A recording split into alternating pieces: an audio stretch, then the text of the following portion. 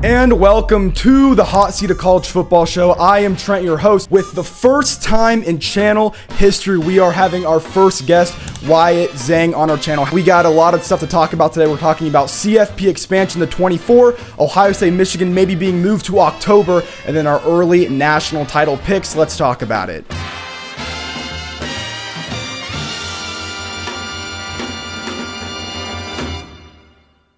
So in college football, the 2014 playoff has been a huge page of discussion from everybody, big, small. And today we're going to kind of discuss, are we for the college football playoff expanding to 24 or not? I have reasons for, reasons not. And one of the arguments that I have seen a lot of people talking about, especially people like Joel Klatt, is that it's more football, more excitement. And when you look at America, there's around 100 million college football fans. And expanding the college football playoff to 24 teams would absolutely create more excitement for roughly the bottom 70%. These are your teams like Bowling Green and the MAC all the way to Kansas State in the Big 12. Kind of the counter argument that I've seen is, we live in America. We're a capitalist society, and the programs that dominate the sport didn't get there by accident. Schools like Ohio State, Bama, Texas, Michigan, Notre Dame have spent 100 plus years building their brands, investing resources, winning games, creating fan bases, and they earn their way at the top. And if you expand the team to 24, let's be honest, the additional teams that we're just inviting aren't suddenly becoming national championship contenders. NIL, the transfer portal has leveled the playing field, but it's not like, it used to be this big. Now it's still this big. There's still a big gap between the programs like Ohio State and Southern Alabama. There still is a huge gap. And just because you expand the field doesn't magically create more teams winning the national title, even though I do think there are more teams today that could win the national title 10 years ago. So, Wyatt, I did want to ask you a question. Do you think the 2014 playoff is good for the sport, and why? The points that you're making are valid. And the one thing I wanted to touch on is you can expand the playoff to 24, you could expand it to whatever. You could put more teams in the playoff, but at the end of the day, you're gonna most likely have the same teams in the Final Four, in the championship game. You could get an Illinois, a Washington that get in there at a high-end 8-4, low-end 9-3 team that jump in at that 20-24 spot. There is a slight chance that they actually make it, maybe make a big run, but we're not banking on that right now. There's a slight chance that they make a run to a Final Four, to a championship game. So yes, you're giving more access and you're giving those teams a chance to say, hey, we made it to the playoff, and pitch to those recruits that we had a successful season because we made the playoff. That's amazing, and that is great for those teams to be able to say that. But at the end of the day, my big concern with it is the more you expand it, the more access there is. And with the more access, the devaluation of regular season games, because you know that, hey, we can lose a fourth of our games, go 9-3, and make the playoff. Like, think about Michigan this past year. Yeah. They were 9-3. They were at the 16 seed-ish? Yeah, they would have made 24. I don't think that team was a playoff team. I'm just going to say that now. Like, you could disagree with me or not. I don't think that team was a playoff team. You could take... I'm not sure what other teams were back there. I think Iowa might have been coming in at like the 20, 25 they were like spot-ish. that. They would have made it at 8-4. Yeah. Do you think, I'm sure you agree with me, Iowa was not going to probably maybe win a playoff game, probably not most likely. So that's kind of my take is you take the middle class teams in college football, the Iowas, the Washingtons, the South Carolinas, and you take them and you look at them and say, are those teams really going to make a run? Yes, you'll have that team, maybe in Iowa, that will make a run, win a playoff game or 2 or 3, but they're not, I don't want to use the word never. It's going to take a lot for that team to go through. I don't even know how many rounds there would be in a 2014 playoff, but you would have to go through, I think 4+ rounds to get their 5 rounds. So you'd have to play 5 games. Is Iowa going to be able to beat 5 high-quality opponents? I don't care. I'm just using Iowa as an example. It could be any team. I was taking all that. But that's kind of where I know I kind of feel bad, but I just had them as an example right now. So that's kind of my take on it is the middle class gets to say we made the playoff, but you're not going to, like, same with the G5 making the 12 team. Like, they're not going to make a run. They're there to fill a spot. So that's kind of my take on it as of right now. Yeah, and a team like Iowa, they were, I think, the only team ranked with 4 losses. Remember, that team lost to Iowa State, and Iowa State, they took their players, went to Penn State, and they're not bad players, but you lost to Iowa State. Like, it's not this. Iowa's not a great team, and Iowa would have got probably beat pretty bad. I know they had the close games against Oregon and Indiana, but in general, yeah. So my take on it: do I think 24 is good for the sport? I'm gonna say yeah, and it's not for I think the reasons that most people are going to think. When people, and I again, not trying to dog on Josh Pate, just using him as kind of as an example, but like when people like Josh Pate or Joel Klatt talk about what's best for college football, it's always what's best for them, the fan base, the TV network, and like what's most entertaining. We talk about like in college football, we're not in the football business, we are in the entertainment business. What's the best television product? What's the most exciting playoff? Like that's what they're aiding for, and that's what they label as best for the sport. To me, depends on what you define as what's best for the sport. I don't think the sport is really the fans. I think the sport is the coaches and the players. And right now, as someone who kind of comes from a family of business owners, I've seen what burnout looks like. I've seen the process, that kind of the headspace that some of these coaches are in. And to be honest, I mean, we're asking 136 head coaches, 136 assistant coaches out of every position, 136 OCs, 136 DCs, 10,000 plus collegiate athletes to dedicate their entire lives. I mean, especially for these head coaches, there's no off season. These guys, because of recruiting in the portal and, like the media trips, there's no off season for these coaches. They work every single day, every single year for multiple decades. And in a system where they dedicate their lives, where only 12 teams make the playoff, that's ungodly exclusive. When you look at and I'm not trying to say college football should be like the NFL, but when you look at the NFL, NBA, NHL, and even like the UFL, they allow roughly 40% of the league into the playoff. That has been kind of the standard. You allow less, you don't want to allow half, a little too much. But if you allow 40% of the league into the postseason, that's where everyone, like, they get happy. But the difference is obviously college football has a lot more teams. And if you allowed 40% of college football in, I mean, we're talking about 70, we're talking like NCAA tournament level size bracket. And obviously that's not what we want. So by comparison, the NFL allows around 40% of the league into the playoff. The college football playoff allows only 9% of FBS programs. And if you count out the G5, it's roughly around 18% of Power 4 teams, which, like, I get, we love CFP being exclusive, but 18% is very exclusive for a league with 68 power teams, and plus you include Notre Dame and the one G5 team. I think it's so exclusive where at this point, even NIL is making more teams better, but the size of the playoff isn't expanding to the rate of how many teams are getting better. And it's affecting teams not scheduling non-conference games. It's not the best teams are getting in the playoff. It's not even the most deserving teams getting into the playoff. It's just the teams with the easiest schedules are getting in. And they have to build next year's roster while they're in the playoff. The workload, it's too much. It's not sustainable. And that's why I think we're seeing coaches leave for the NFL shorter. I mean, I made a video a couple weeks ago. I think it was something dealing with Oregon. And Oregon fans got mad at me because I said Lanning was halfway through his coaching prime. And people were like, what are you talking about? His coaching prime started a couple years ago. But it's not like the 2010s where a coach's coaching prime is 10 years long. Coach's prime is like 5 or 6 years. Kirby just left his coaching prime. Ryan Day is halfway through his coaching prime. Dan Lanning is around a third or halfway through his coaching prime. And the playoff size is not getting bigger. These guys are going to burn out faster, and they're going to either go to the NFL or simply retire. So, Ryan, how do you kind of see that? Do you think the coaches are kind of getting overworked where it's going to, it makes more sense to get more teams in, to allow more coaches to get in, to keep coaches in the sport longer? There's a lot of things that you said that I see that argument, like we'll backtrack real quick for a second. I'll get back to your point. But one of the things you mentioned was scheduling more non-conference games. That was one of the pluses that I did see in a 2014 playoff, was getting those Ohio State-Texas matchups, because you see teams like Notre Dame and USC who stopped their rivalry. You've seen teams, I think Alabama and Ohio State were supposed to have a home and home, or was it Alabama? Or was it Ohio State, Georgia? Georgia's going to cancel with Ohio State. We're supposed to have with Georgia. Ohio State's Georgia, okay. Georgia. Yeah. So Georgia was supposed to have home and home. They're canceling, and there's no coincidence of that. I was honestly surprised that Texas and Ohio State kept theirs for this year, but there's no surprise reason why that's happening. That's because of the playoff, and because of, you see what Texas did. They finished 9-3, and they were left out, and they had an argument because of the games that they won and the ranked teams that they beat.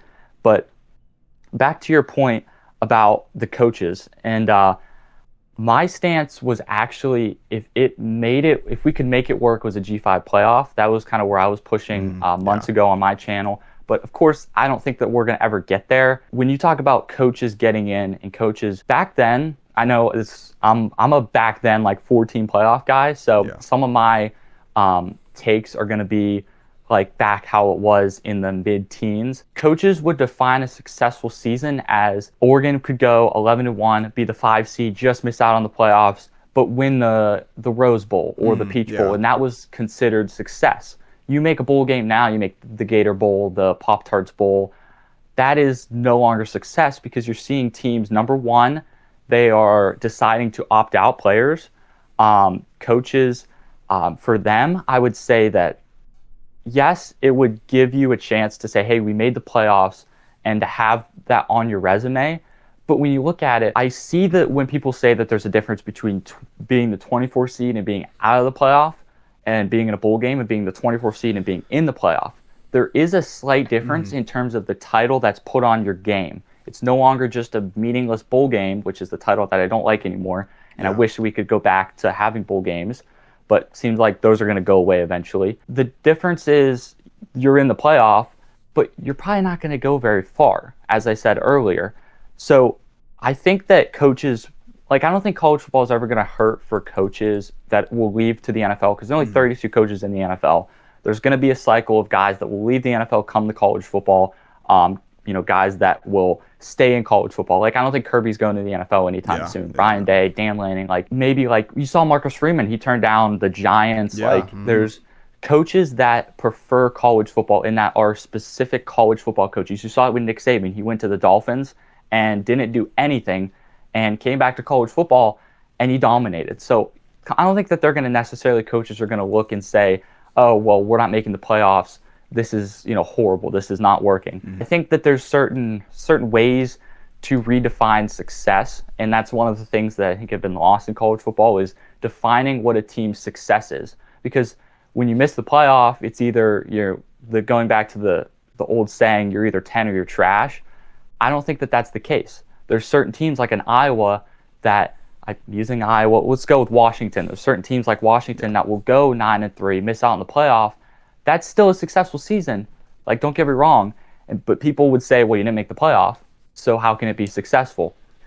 I would say you have a point in what you're saying. Yeah. You definitely do, but I would just say that I would be on the other side of that. Yeah, no, I mean, I totally understand what you're saying, and I maybe should have clarified better so that's not what I personally want. And my big thing is I feel like a lot of people mix up what they personally want and then label that as what's best for the sport. So when when they wanted to expand from 4 to 12, the people that were for it were a lot of TV networks. Now that we're at 12, we might go to 16, but we're still in that 16 or under range.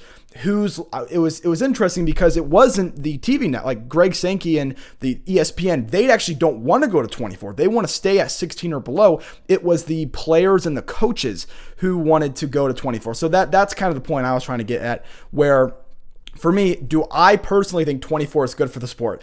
Absolutely not. No way ever. But I think that the sport should matter the most to the players and the coaches. They're the ones actually doing the sport. And if that's what they want and they seem miserable in, they're going 9-3, but the fan base wants to get everyone fired. I get that. I understand it's kind of a burnout. You work, every day and you're still kind of hated for going, 9-3? I mean, in college football, that's with how much better the bottom is compared to the top now. 9-3 is a good season. I mean, Texas went 9-3 and I know they didn't make the playoff, but that was still a decent season. So I think that when I say it's best for the sport, the players and the coaches want it. I believe they are the sport. Personally, I think 16 is the best. And honestly, I'm fine with 12. My only thing with 12 is that the bye weeks and the way, the college football schedule is not getting fixed. They're not going to fix this thing. So it's the bye. Horrible, the schedule. Yeah. So the byes are really killing these teams in the top 4. So when you do 16, one thing is there's no byes. So everyone's coming out at the same time. Plus everyone gets a home game. And I'm tired of okay, Ohio State, they're at the 4 seed, they get a bye and not have to play in a neutral site. I wish they were the 5 seed instead. Everyone's like, I wish I was the 5 seed's the best seed in the playoff. Like, I don't want that to be a thing. So if we go to 16, personally, everyone plays. What I also don't want is, if we're going to go to 16, I don't want the lower half of the playoff being filled with automatic bids for teams that barely were ranked that year. Like James Madison, I think, was ranked 24th, and then they get blown out every year. So I think if we're going to go to 16, I want 1 through 16. And if we're not going to do that, just go to 8. Like, I think 4 was a little bit too exclusive. Like, if we're going to fill 8 through 16 with a group of 5 teams, the runner-up in the ACC, or 5 lost Duke, just go to 8. And I think you might have said it earlier, but I kind of wanted to ask you, like, your ideal playoff size is your ideal, is it 4, 6, 8, 12? What is your ideal playoff size? If I could pick, if I could go back in time and totally redo the playoff structure, I think I would go with 8. And I'll tell you why here in a second. Because my take was, I love the 4 team, but I did agree that a little bit of expansion would have been good. Yeah. The reason I have 8 is because, number one, team, there's no bye weeks. The 4 or the 1 team plays the 8 and the 2, you know how it works. That would be perfect in my opinion. I've seen people say 16, like Greg Sankey in the SEC are going for 16. So there's different formats that I'm fine with. I'm fine with 12. 16, I think, is my max, where I would say that would be that's it. But here's the thing, in my opinion, I don't think that it's going to stop. I think it's just going to keep going, which really sucks. That just seems like the way it's going, because no one will agree. Well, we went to 12, everyone was good, and then 2 years later they want to expand. Who says that when we go to 24 that we're going to stop? The Big Ten might be like, hey, let's go to 32. You just never know. But my perfect format would be 8, because I'm big into having to, the access being restricted and saying, hey, no, you got to have a really, really good season to consider you in the playoff. Because I want it to be where every single game in the regular season has a meaning, to where even if you're undefeated, that's what was so good in the 4-team era, was even if you're Ohio State and you're undefeated, Florida State, and you go to Michigan, you have that big, that game means more than just that rivalry. It means that, hey, if you lose that, you're probably not going to the Big Ten championship, which means you're probably not going to the playoff. So it just puts meaning on every game. Now, in a 12-team era, that 11-0 Ohio State goes to Michigan and says, hey, you know what? This is the biggest game, and this is a rivalry game. Can't take that away from it. But if we lose, they'll have in the back of their minds knowing we'll still get a decent seed in the playoff. That, with the 4-team era, was not a thing. It was, man, you got to win every game. Maybe you can have 1 loss. That's it, though. So that's why I liked the less teams. So that's why 8 teams was perfect, where you could go 11-1 and make the playoff. But if you were 10-2, it was going to be tough. There would be a real conversation if you were even a high-end 10-2 team. It would be tough to get in the playoff with 2 losses. That's kind of where my perfect format would be. Because you have to, in my opinion, you have to have a really, really good season to get into the college football playoff that puts more value on those games. To say, hey, we made the playoff, that is a big thing. To have that on your resume as a coach, to say, hey, we made an 8-team college football playoff out of 134, 36 teams. We were one of the top 8 teams in college football. That, to me, is more special than saying, hey, we were the 24 seed in a 24-team playoff, got in, and got our butts kicked, and hey, we made the playoff. Though, in my opinion, I think to fight for a playoff spot is better than just getting a playoff spot at an average record. Yeah, and I think you're right. I remember when they went to 12, my first instinct was just go to 8, because when we were at 4, 13-0 Florida State got left out, and that was bad for the sport.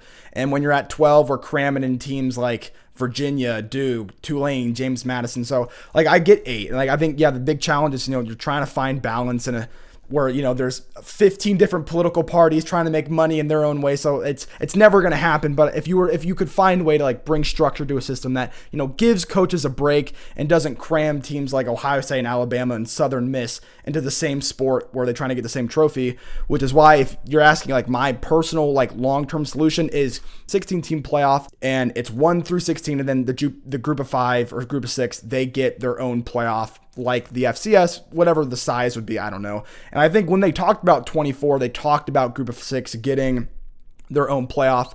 But yeah, if they're going to go to 16, I want the top 16 teams, because what I was talking about earlier with the percentages, NFL has the 40% of the league, and right now it's only doing 9% of FBS in the playoff. If you cut out the group of 6, you just have the Power 4 and you make it 16, now we're including 24% of the Power 4, which I think is great because it's more realistic for head coaches to get in, and it's not the NFL where it's 40% of the league, but it's not so exclusive where, 9-3 Texas because they played Ohio State in the non-conference and they had a bad loss to Florida. Okay, now you're out. Now in 16 they would get in, and I just, instead of it not being 9% and it's not 40%, it's somewhere in the middle. It's 24% of the league gets in, a little under a quarter, and I think that's probably how I would do it best. You make a great point there, and one of the things I was thinking about as you were saying that was the biggest issue I think currently that we have is the committee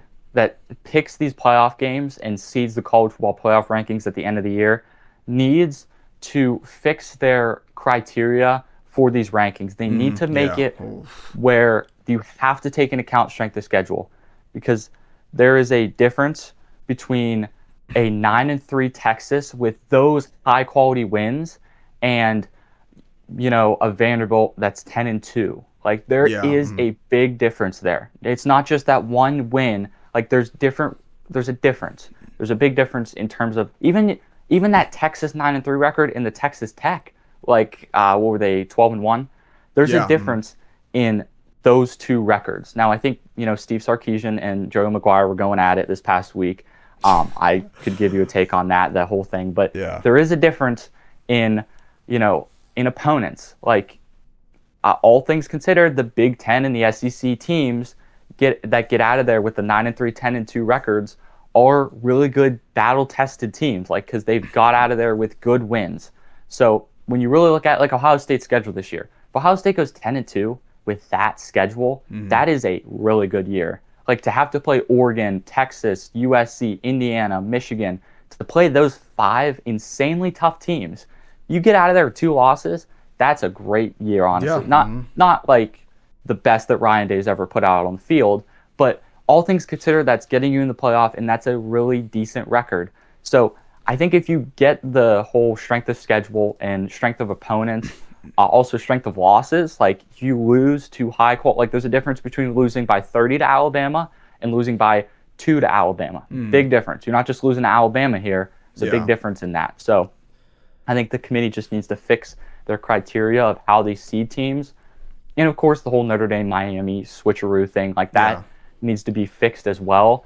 I think that one of the things to fix that would be don't do the college football playoff rankings until literally the final rankings after the conference championship games, and just get rid of the weekly ranking show, because that puts stress on the committee saying, hey, we got to put something out this week. What are we doing? Now they have the entire year to really think about it and assess, and just say, hey, you know what?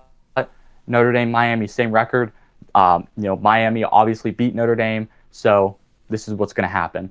That way, Notre Dame would have had zero problem. I mean, they would have probably argued their case, but everyone would have been like, okay, that makes sense now to have Miami over them if we didn't see the process week to week of how that was constructed, basically.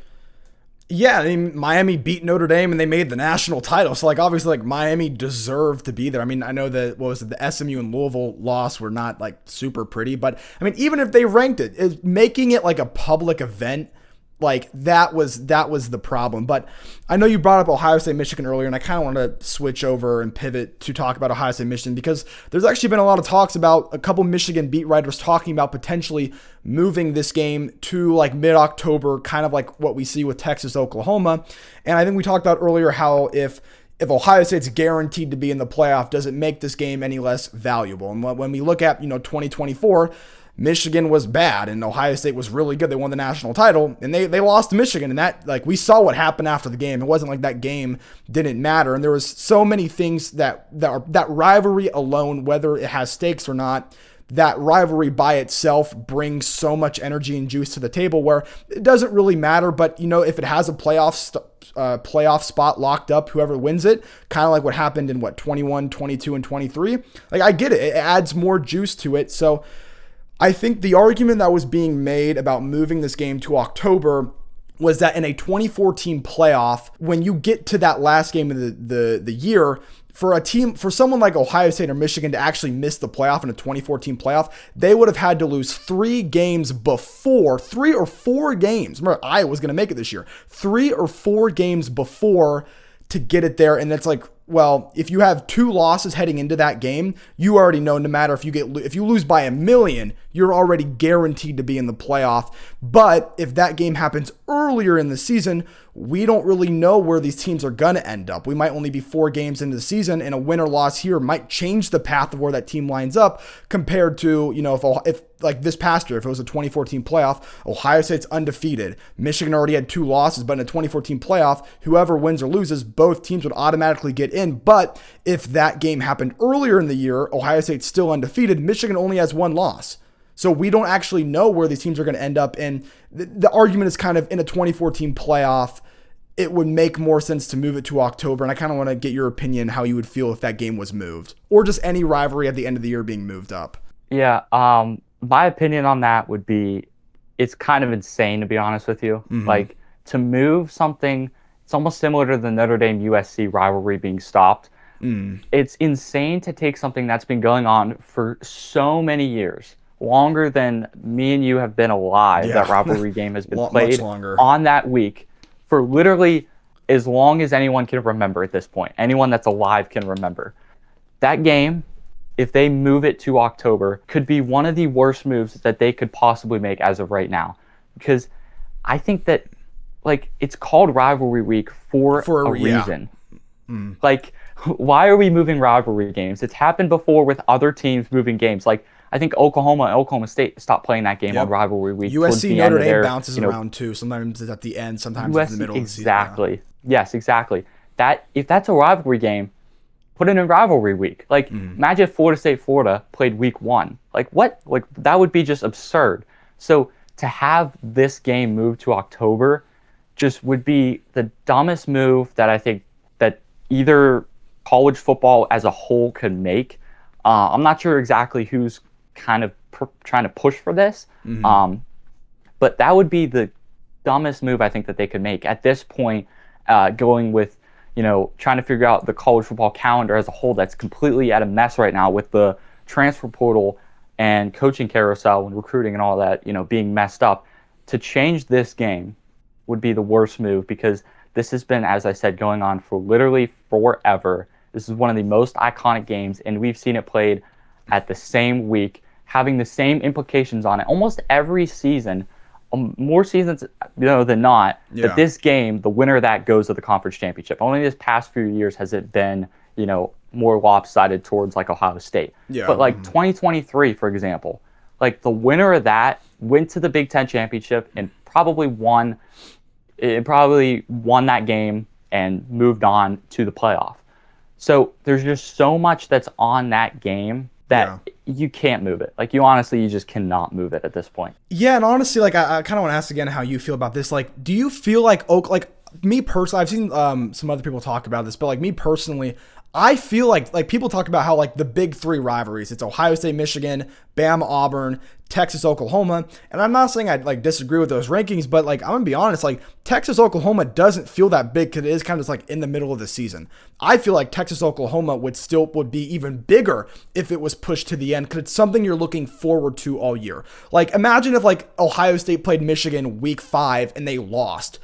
I mean, as a personal, not from like a college football like analyst perspective, but as a fan perspective, if I lost to Michigan in week 5, every game after that does not mean anything to me. I am miserable for the rest of the regular season.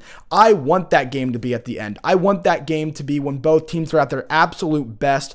Healthy or not, I love the whole season building up to that game. Like what you said, I know it's not as important anymore, but at least in the 4-team era, that game being at the end, I mean, like think of 21, 22, 23, winner goes to the playoff, loser goes home. Like, I know the stakes aren't as much there anymore, but it's still, I would still love to keep it at the end of the season. And for like a lot of people saying to move it up, like if they want to try it for a year, whatever. But I'm gonna tell you, it's not gonna hit the same. It being in, because not only is it's in rivalry week, the rivalry week revolves around Ohio State, Michigan. The whole week revolves around one game. That's why it's called the game. It's the biggest game in the regular season every single year for a reason. And if it's in the middle of the season, it's like what? It doesn't make sense to have the peak of the season be in the middle of the season.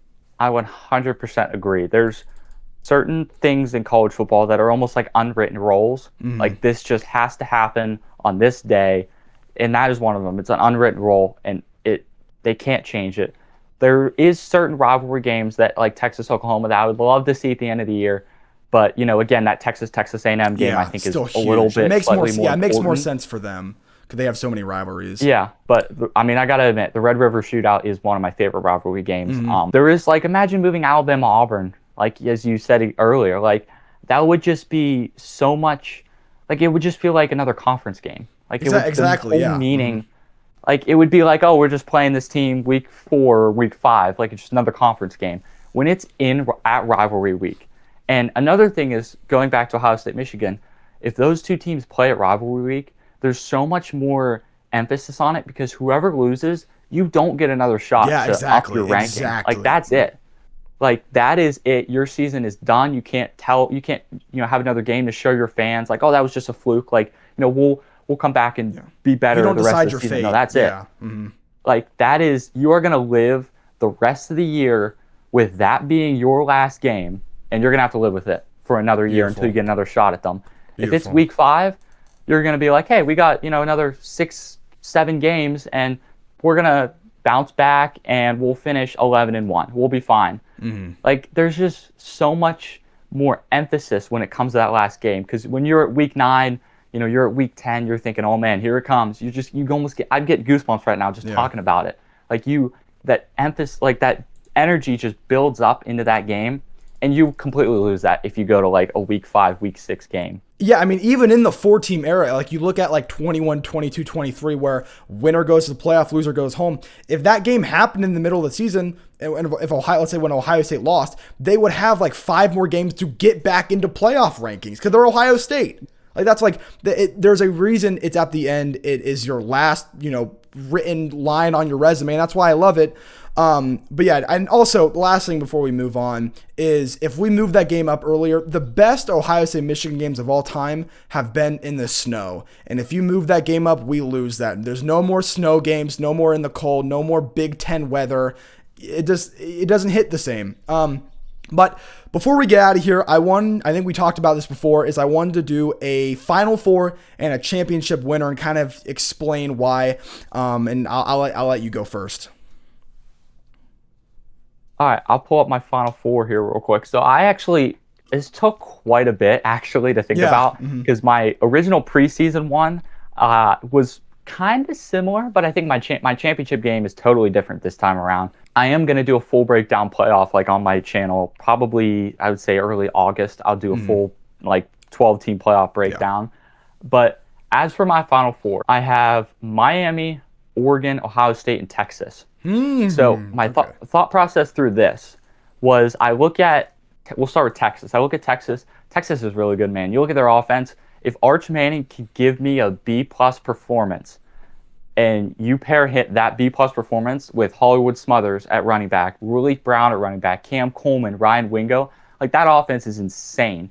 Colin Simmons on defense, that Texas team, it's so hard to look at them and say that they're not going to be a Final Four team. I know we said that last year with them being a playoff team, but if something happens with whether it's injury or what hits Texas, I could see a world where they don't quite make the Final Four. But man, if they're healthy throughout the whole season, I really like Texas. And Ohio State, I have them at the Final Four. It's pretty self-explanatory. Yeah. Julian Sand, Jeremiah Smith, Bo Jackson. There's really nothing else that you have to kind of go over. Now, I know they're losing a lot on the defensive side of the ball, but Matt Patricia's going to get the back. That guy was back. Yeah, he showed them. He showed what he could do last year. And yes, he's not going to have the Sonny Styles, the Arvo Reeses, the Caleb Downs, but he's going to put a great defense on the field. As for Oregon, I mean, Dante Moore, Evan Stewart, loving that offense. So Decory Moore also at wide receiver. Oregon, I think this is the year, similar to Texas, where it's almost like they have to get it done.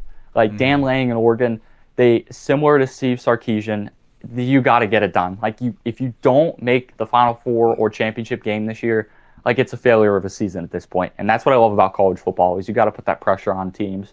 Miami, this one could be a sleeper in some people's. I don't know what you're going to Final Four you're going to have, but for me, Miami, I actually think that this could be a hot take, but I think that Miami's team this season, like previewing their team this season and their roster on paper, is better than their team last season. Yes, I agree 100%. Now, are they going to make in the championship game? I don't know. We'll see in a second. But they are one of the best on paper teams that Miami has had under Mario Cristobal. Now, last year was phenomenal. I get that. But you got Malachi Toney coming back as a sophomore. That guy's going to be a top 10 Heisman finalist, no doubt. You got Darren Mensah, who I think could be in the Heisman conversation at the end of the year. That guy is just so talented. He can do it all. He showed it at Duke. And then you have Mark Fletcher coming back at running back. That guy is a monster. Like, that is a top 2 running back this year in college football. Like, really? Derrick Henry comps for him. Like, that guy is going to be a phenomenal running back. Their defense is losing some guys, especially on that defensive line, but I think that they're going to backfill nicely. Miami does a great job recruiting. I saw, right before we jumped on, I actually saw Miami's 2027 recruiting class is top 3 now. They so just flipped the guy from LSU, the edge rusher, right? I believe so, yes. Yeah. So they have done an amazing job at recruiting. So that's kind of my Final Four. I don't know, do you want me to get to my championship game real quick, or do you want to do your Final Four? You can do your championship game. So for my championship game, this one took me a while. I really wanted to slide Miami in here, but I just couldn't find a way to make it work with these other 2 teams. So I actually have Oregon and Texas in my final championship game. I'm not sure, how the side of the bracket's going to work, like these 2 teams will be on the same side or not. But, as for me, I think that these are the 2 teams that have the most pressure. Like, you think about Ryan Day, won a championship 2 years ago. There's not as much pressure on him as there was. Miami, literally championship runner-up. No one saw that coming last year from them, so overachieving then. So those 2 teams don't have as much pressure. I think the pressure that's built up with Texas and Oregon is going to be so much that they are going to have the extra motivation to really get it done this year. So I have Oregon and Texas in my final 2, my championship game. My champion as of right now, post-spring, it was really tough for me. It really was. As much as I wanted to pick the other team, I went with Oregon. As much as I wanted to pick Texas, I just think that Oregon as a team is a little bit older, number one. I think that their staff is slightly better. Now, I know they're replacing a lot. Staffs are pretty comparable, but I think that Dan Lanning is going to get it done this year. Like, I know that Texas is bringing in Will Muschamp at defensive coordinator. Like, I know they're bringing in a lot, and it's probably going to work. Like, if they make the championship game and win it, I will not be shocked. But I have Oregon there because I think that they're going to be just slightly better and have that extra chip on their shoulder. Dante Moore coming back, he just has a lot of experience. Evan Stewart is going to be fully healthy this season. Decory Moore, as I said, they're returning a few running backs. So this team, to me, looks like the best team in the country. And to be honest with you, I could see Ohio State winning the championship as well with their roster. I just, with everything they're going to go through with the season and having those, tough 5, insane tough games, just getting through the playoff, I think it's going to be a lot for them. So that's why I have Oregon slightly edging them, depending on how the bracket goes. They could play Texas or whatever. Yeah. And as for Miami, would love to put them there. Just couldn't figure out a spot to fit them in. So that's my championship game. I got Oregon as my post-spring top 20 or post-spring champion. Sorry. So yeah, actually, I like that a lot, and mine's somewhat similar. And I kind of want to make a distinguish. This is my Final Four is not my. So I did a video on my top 25 and my playoff bracket. So I'm kind of just pulling this straight from that video. And my top 5, I'm trying to remember, but I think it was. I forget the exact order, but like my top 5 teams, I think it was Ohio State 1, Miami 2, Oregon 3, Georgia 4, Notre Dame 5, Texas 6. So kind of the same of those top top teams. And I want to kind of go the quarterfinals because there's a couple teams that you talked about that I left out, but I'm still trying to respect. So my final four is Ohio State versus Georgia and Notre Dame versus Oregon. And how we got there is I had Ohio State beating A&M. I had Georgia beating Texas in the quarterfinals. And then I had Notre Dame beating Indiana. And then I had Oregon beating Miami. And remember, like, I had Miami number 2 in the country. I love Darian Mensah is my Heisman pick. Like, I think, like, I love Darian. I think he was phenomenal at Duke. I mean, he won the ACC. I know he had 5 losses, but, he won the ACC. Yeah. But yeah, I mean, like, Mark Fletcher is just incredible. It was also Duke, by the way, so. Yeah. The difference in talent. And Mark Fletcher is amazing. And the thing that holds him back, and the reason why I picked, is like, honestly, like Oregon versus Miami could be the national. Those are 2 like national title favorites. But I have the game just happening in the quarterfinals, and I have Oregon beating Miami. And I love Miami, but I think, man, losing both edge rushers, losing both tackles. Like, we saw what happened to Ohio State. I mean, they were a top 3 team last year. They lost in the quarterfinals because they did not have the edge rushers. And I know Arvell was great, but they didn't have the edge rushers. They did not have the tackles. So I think actually Miami's going to kind of follow the same fate that Ohio State did last year. But for my final four, I have Ohio State versus Georgia. I'm very high on Georgia. Again, I had Georgia beating Texas to get here. And I mean, what has been the problem with Georgia is just, it's been the defense. The offense, for some reason, they're not even close to being the most talented. But man, I mean, they put up 34 on Ole Miss. Like, they score points. And that's all because of Kirby's coaching, but it's just been the defense. The defense is talented, but the schematics need to get better. I think they'll take that step, and I think Gunnar Stockton being in this is his second full year starting. I love him getting there. Ohio State again, not much explanation. They have Jeremiah Smith. And then for Notre Dame, my concern for Notre Dame is the running game. I've seen the guy they're replacing Jeremiah Love with. Looks good, but is he going to play good? I don't know, but CJ Carr's great, and plus Leonard Moore. I mean, Marcus Freeman took a less talented team. The Notre Dame in 24 is less talented than this Notre Dame team, and that team almost beat Ohio State in the national title. I mean, that was a 1-possession game with a couple minutes left. And then for Oregon, they're this year's Penn State, this year's Ohio State, Michigan, where like all the seniors are coming back for the championship year. Obviously, Ohio State and Michigan won the title. Penn State, Clemson, LSU went 6-6. So are they going to be like a Penn State, or are they going to be an Ohio State or Michigan? I don't know. I trust Dan Lanning more than James Franklin. So I would probably lean closer towards the Ohio State championship year than like Penn State going 6-6. I don't think Oregon's going to go 6-6. But for my championship game, I'm going to say Ohio State's going to beat Georgia. Again, the Big Ten coaching has just been so much better than the SEC. And I actually think it's going to be an offensive game. I think Ohio State will be able to capitalize on Georgia's defense, but I actually think Ohio State's defense is going to take a big step back. I mean, the liabilities with Jermaine Matthews, you're losing Caleb Downs, you're losing Caden McDonald, Sonny Styles, Arvell Reese, Igbenos. I mean, you're losing a ton on defense, and I love Patricia, but I mean, I want to see it before I believe it.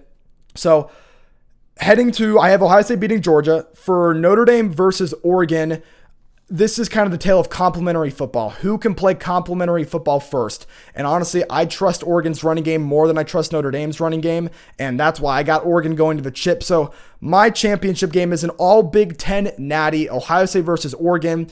And I actually had Ohio State beating, so Ohio State would only have one loss. They would have beaten Oregon, lost to USC, then beaten Oregon again in the Big Ten championship. So they've already beaten Oregon 2 times in a row earlier this season. So it's going to be like a 1-loss Ohio State versus like 1-seed Ohio State versus 6-seed Oregon.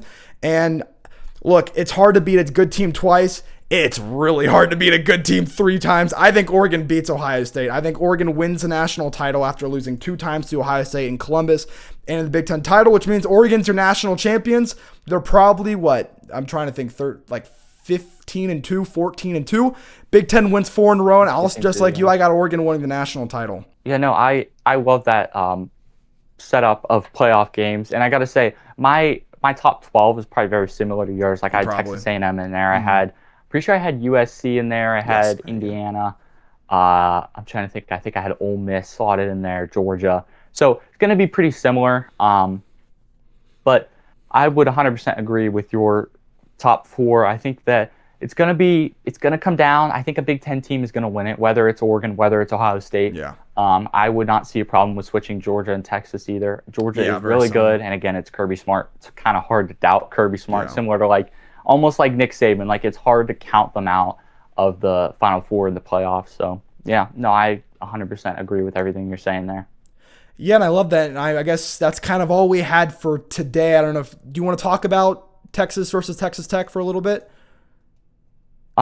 If you wanted to jump into it real quick, I mean, I'm fine if you want to jump into it real quick. Yeah, we can do it before we get out of here. So Steve Sarkisian last week throwing shots about beating Texas Tech with their 2-3s. Obviously, Texas Tech just lost their quarterback in.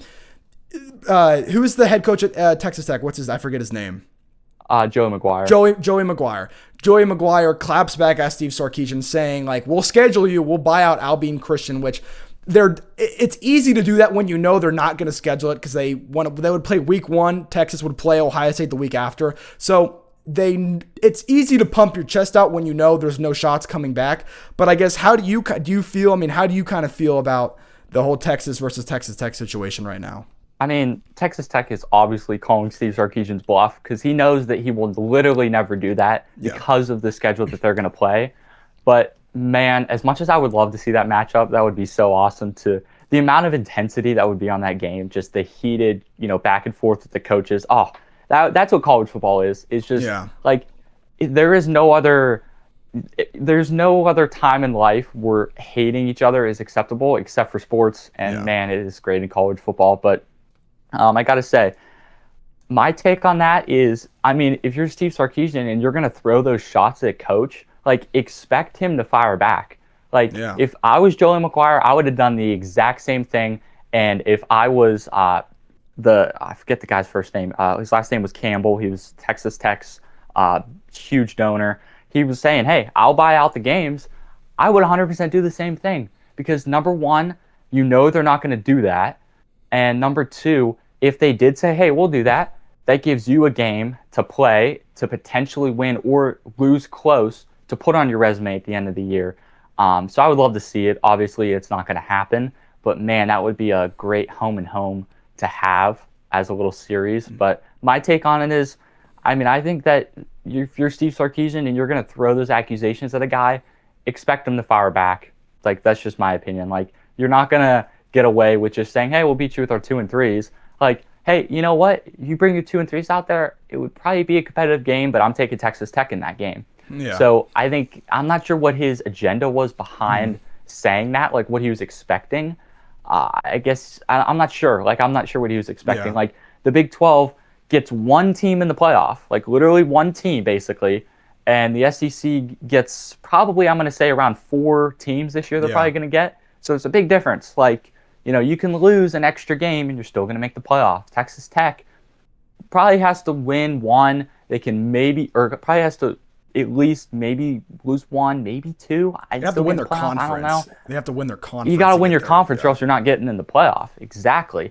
You're exactly right on that. Texas could be a top 4 team in the SEC and probably still make the playoff. So there's a bit of a difference there. I know the schedule's tougher, but there's also more leeway in the SEC in terms of final record.